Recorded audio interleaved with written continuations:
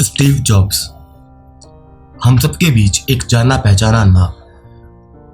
Steve jobs ने कैसे Apple company की शुरुआत की, इसकी कहानी बड़ी दिलचस्प है। तो आइए आपको मैं बताता हूं उसके पीछे की कहानी। साल 1974 में एप्पल कंपनी शुरू होने के 2 साल पहले एप्पल के फाउंडर स्टीव जॉब्स की जिंदगी में एक ऐसा दौर आया जब वो बेहद परेशान थे। उन्हें कुछ समझ नहीं आ रहा था कि वो क्या करें। वो बस शांति की तलाश कर रहे थे और इसी तलाश को पूरा करने के लिए वो अपने एक दोस्त के साथ इंडिया आए थे।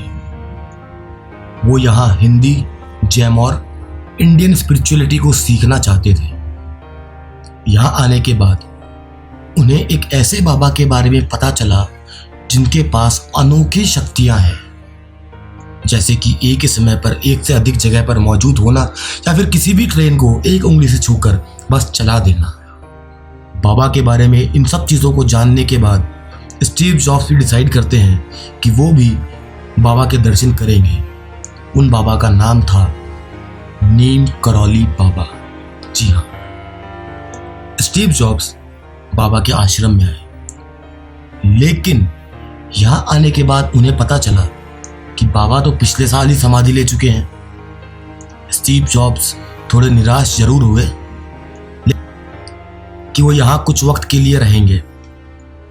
फिर उन्होंने काफी समय तक वहां रहकर हिंदू धर्म के बारे में सीखा और वहां रहने के बाद वो पूरी तरह बदल गए, जिसे खुद स्टीव जॉब्स एक मिरेकल कहते हैं। उनके अंदर न जाने कहां से हमेशा लड़ने और हार ना मानने की शक्ति आ गई और इसके ठीक 2 साल बाद स्टीव जॉब्स ने एप्पल कंपनी की शुरुआत की। जी, और तो और स्टीव जॉब्स मरते दम तक बाबा के भक्त रहे। वो बाबा को अपना आराध्य मानते थे। यहां तक कि जब उनकी मौत हुई तो उनके तकिए के नीचे से नीम करौली बाबा की एक फोटो मिली। दोस्तों, नीम करौली बाबा के भक्तों की लिस्ट बहुत लंबी है। इन्हीं में से एक है फेसबुक के मालिक मार्क जकरबर्ग जी। और ये बात खुद मार्क जकरबर्ग बताते हैं अपने एक इंटरव्यू में। उन्होंने बताया कि एक बार उनके जीवन में ऐसा दौर आया जब उन्हें लगा कि सब खत्म हो रहा है। फेसबुक की हालत बहुत खराब थी, यहां तक कि वो फेसबुक को बेचने तक का मन बना चुके थे। लेकिन तभी उन्हें अपने मेंटोर स्टीव जॉब्स की कही एक बात याद आई। स्टीव जॉब्स ने मार्क जकरबर्ग से कहा था कि जब भी तुम्हें लगे कि अब कोई रास्ता नजर नहीं आ रहा, तुम बहुत परेशान हो, चीजें तुम्हारे काबू से बाहर है, तो बस तुम सीधे इंडिया चले जाना। इंडिया में एक स्टेट है उत्तराखंड, उसमें एक जगह है कैची धाम।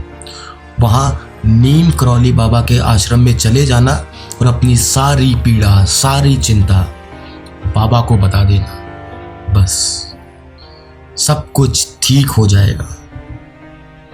मार्क जकरबर्ग फौरन इंडिया आते हैं और कैची धाम में स्थित नीम करौली बाबा के आश्रम में जाते हैं। उन्होंने कहा कि इंडिया से वापस आने के बाद जैसे कुछ चमत्कार हुआ। फेसबुक की जो हालत थी उसमें एकदम से सुधार आने लगा और कुछ टाइम बाद ही फेसबुक ने इंस्टाग्राम को भी खरीद लिया और व्हाट्सएप को भी। और आज फेसबुक, जो कि अब मेटा है, दुनिया की सबसे बड़ी कंपनियों में से एक है। मार्क जकरबर्ग भी अपने आप को नीम करौली बाबा के भक्त मानते हैं। दोस्तों, दुनिया भर में बिजनेसमैन से लेकर हॉलीवुड, बॉलीवुड स्टार तक बाबा के आगे खुद को सरेंडर कर चुके हैं। इसका एक एग्जाम्पल है विराट कोहली, जो एक वक्त तक भगवान में ज़्यादा नहीं मानते थे, लेकिन जब वो अपने करियर की सबसे खराब फॉर्म से गुजर रहे थे तो उन्हें भी कैची धाम बाबा की शरण में आना ही पड़ा। और जैसे ही उन्हें बाबा का आशीर्वाद मिला, उनकी फॉर्म वापस आई और आज वो अपने करियर की बेस्ट फॉर्म में चल रहे हैं। दोस्तों, हमारे बाबा की ख्याति पूरे विश्व में फैल रही है। बाबा सबको यही कहते थे कि किसी की मदद करने से बड़ा कोई धर्म नहीं।